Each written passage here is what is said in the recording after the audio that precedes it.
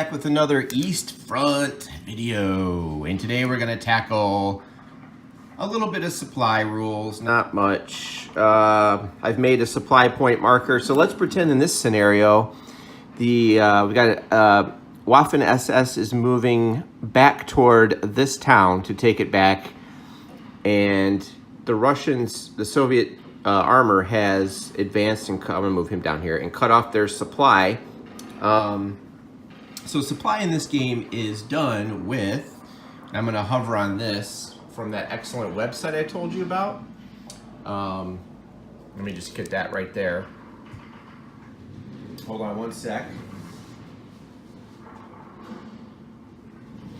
So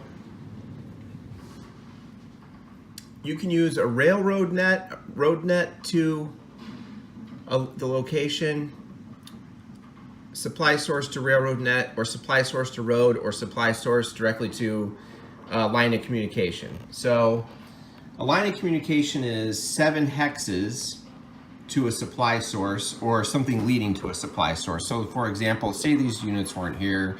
This is the supply point. Let's move these for right now. Here's your supply point, supply source.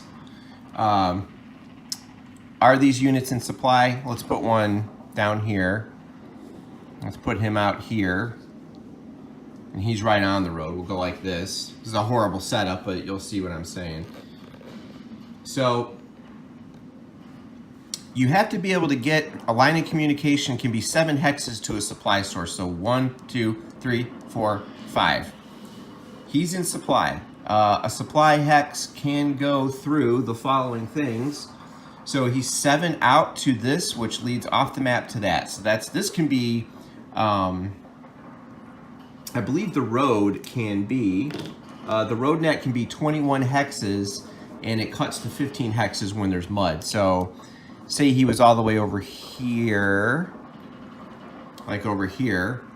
You can cross a river. So you need to get to 7, 1, 2, 3. Okay, there's the road, and then 1, 2, 3, 4, 5, 6, 7, 8, 9, 10, 11, 12, 13. Way in range, he's fine. If it was muddy, he would still be okay. So that's one way to trace supply. Now, the line of communication cannot go through a non-road or railroad swamp hex in drier mud weather. It can't go through a hex with an enemy strong point. It can't go across a non-frozen lake or major river without a bridge unit. These are just regular rivers. Major river on this map, I don't think I have one on here. Your major rivers have got, I assume this is like the Volga or the Don. This would be this one. These are just river. So these units right now are in supply. Also, they cannot go through, you can't go through, I believe an enemy ZOC. They cannot go through, let me check. Yeah, a friendly supply route cannot be traced through a hex in an enemy ZOC unless that hex is also occupied by a friendly combat unit. Okay. Supply route, cut. Supply route not cut. ZOC is occupied by a friendly unit, okay? Another way to get supply, you can do supply source, railroad net to road net to line of communication. So I can do, let's do something crazy here. Let's go here, and supply source will go supply source, railroad. No, you can't hop. So supply source, and this road will go all the way down here, and then over to a railroad, which is fine, and then off the railroad, 7 hexes line of communication to that unit. What else?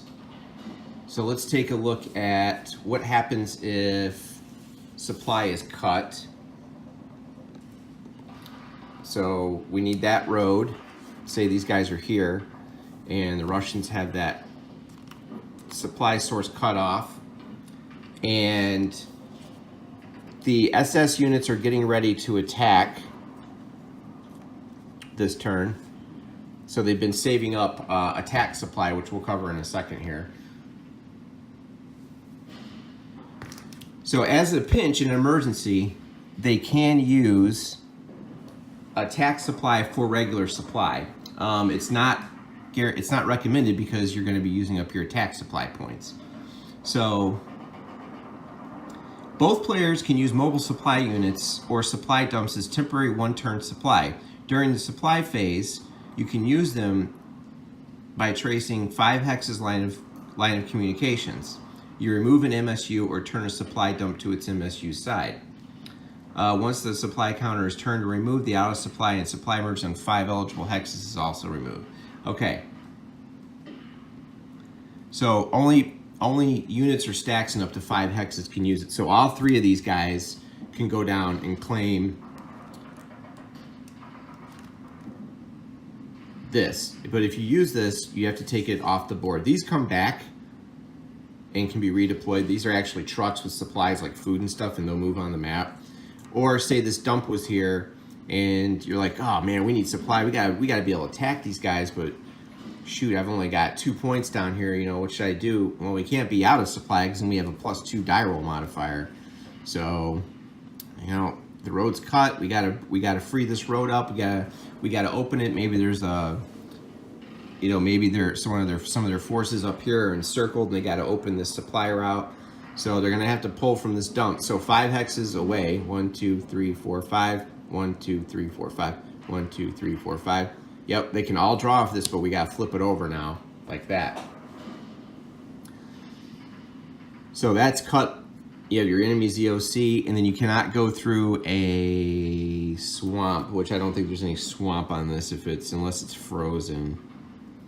So that's just kind of a general overview on how supply works. And again, during mud weather, you know, your road net's going to go down to 15, and your rail net, I don't think the rail net suffers from anything. Railroad nets are unlimited, so it's always great to have a supply source where it's unlimited. But then certain rules come in where the railroads have. The Germans have to have the railroads converted, I think. I don't remember if I remember correctly on that. Is that true that they have to have that converted? I actually forgot that rule. I just read that last night. Yeah, the Axis Railroad net cannot include any Soviet rail cut markers, and every railroad hex must be converted for access. So during the game, you'll convert these railroads each turn, and you'll push them further along. Railroads are unlimited. Roads, minor roads cannot be used. So the dotted lines, these minor roads can't be used. Roads are 21, and they're 15 hexes in mud, snow, or Arctic. So that's how you want to trace supply. You can't go off of one, jump onto one, and go back to one. It has to be contiguous. So you could do a road, hop, and then go to a railroad, and then do the LOC. Or I'm sorry, railroad, road, line of communication. You know, you could go railroad to LOC, road to LOC, or railroad to LOC. And you can't hop and go railroad, road, back to railroad, and then try that. So it has to go in degrading, you know, lower order like that. So if you can keep your railroad free, you have good supply as long as you converted it. So always pay attention to how your units are tracing their supply back. So basically 7 hexes to some major source and then count back to the supply source. Now attack supply is a little bit different. So let's do this. They want to make this attack. Okay. You want to keep these things close to your units so you can draw attack supply. So attack supply is a little bit different. When you go to attack, sustaining an attack required stockpiling and expending huge amount ordnance tonnages. Any attack made without all attacking units in attack supply adds +2 DRM to the combat die roll. If there's an asterisk and you do it without attack supply, you may lose a step. The asterisk would be on the combat result. Okay, so supply counters, both sides have a limited number of supply counters. They limit with each scenario. Each supply counter has sides that correspond to the number of ASPs or attack supply points that the counter represents. This represents 1. If you flip it over, you can create a supply dump that has 2. Every time if you draw from a 2, you flip it over to a 1. You draw from the 1, you take it off the board. All right. You can never have more than 2 attack supplies in a supply counter, obviously, because that's as far as it goes. Now, they have no combat strength, and they're removed immediately if it's alone in a hex when an enemy unit declares combat against it or it enters the hex. So, you know, if he comes down here and enters it, gone. I believe ZOC the same thing. Let me check on that. Oh no, you have to. Okay, so ZOC is fine, but they can't be captured. They cannot retreat. Supply dumps don't retreat. Or I'm sorry, MSUs can retreat. So when they're here, that's basically a motorized truck. Those can retreat. These, you know, a supply dump cannot retreat. All right, so on map supply dump creation, right? You can at the end of any of your phases and in any hex combine 2 MSUs in the same hex to create a 2 ASP supply dump. Okay. So say these trucks were you've planned ahead, you're getting ready to launch a major offensive, and you move these 2 on top of each other, and you're like, man, let's get this supply dump, make it stationary, take this one off, flip this one over to show that you have a 2-point supply dump right there. I'm gonna try to zoom in. Okay. Now you can take a supply dump and convert it back to a truck. It's not recommended because you'll lose a supply point. So you'll take this and you'll flip it over. You will lose an attack supply point, but they become mobile again. And that might be if the enemy's coming your way and you're like, oh, I gotta get out of here. You might want to flip this over and start moving them out. So when you go to attack, how do you pull your attack supply? Well, let's take a look. All right, let me find that part in the combat. So you declare your attacks, and then the attacker must declare where he's pulling his supply from. And for that, you want to go to, bear with me, page 23 in the Kiev to Rostov book, and this will be in, you know, this is in the general play, any of the playbooks really. All right, 1 point can supply many attackers. Okay, at the moment an attack will be resolved, the attacker declares whether the attack will be supplied and designates the MSU or supply dump containing the ASP to be expended. At least 1 ASP must be expended to place an attack and attack supply. All attacking units must be able to trace a line of communication to the designated ASP. That's all attacking units. So all 3 of these must be able to trace a 7 hex or 5 hex if it's muddy or depending on the weather back to this. So you wage the attack, you say all 3 of these are drawing from this, and then they burn it up. So as the game goes on, you're gonna see your armies with these following. You can still attack, it's just, it's not recommended. So you're gonna see these following up behind your army, and you know, you can leave them, you don't have to get them super close, you can leave them like back here. You know, maybe you don't want them that close to the fighting. So, you know, you got at least 7 or 5 hexes depending on the weather. So, you know, or if this is a supply dump, you say they're all gonna pull from this dump and you flip this over to a 1. Okay. More than 1 can be used to make sure an attack is in supply. So let's say this guy, he needs to be supplied. Let's put this far away. So this guy over here, he needs supply. 1, 2, 3, 4, 5. But this is over here. Well, how's he gonna get supply? So these guys are gonna draw from this one This guy, you're like, oh wait, hold on. 1, 2, 3, 4, 5. Oh, we got to put this over here. 1, 2, 3, 4, 5, 6, 7. Okay, so he's too far away. 1, 2, 3, 4, 5, 6, 7. 1, 2, 3, 4, 5, 6. Okay, so this guy is like, oh, damn, I'm not close to any supply. You can designate him to use this one. See how that works? He pulls from here. These two will pull from here. All right. Now that's just the basics of supply. You know, you got to watch your weather, and make sure that you're counting the right amount of hexes depending on how the weather is. And I think that's it for what it looks like to have a tax supply. And again, if you don't, you're going to get +2 to your die roll. So a 5 would become a 7, etc. And, you know, bad things might happen to you there. So that's just an example of how your supply can get cut off. You know, if they eliminate this unit, they open that road back up and they can get normal supply again. And during the supply phase, if you're attacking, you can draw from these, or you can even use these as emergency supply. If a unit is, if a unit cannot draw supply, if something happens, they're going to be getting emergency supply this turn, like that. And that doesn't mean anything at first, but then the next turn, if they still can't get it, they're going to be out of supply, which is -2 movement points, no reaction movement, no fire, and no overrun. So that's what these are for.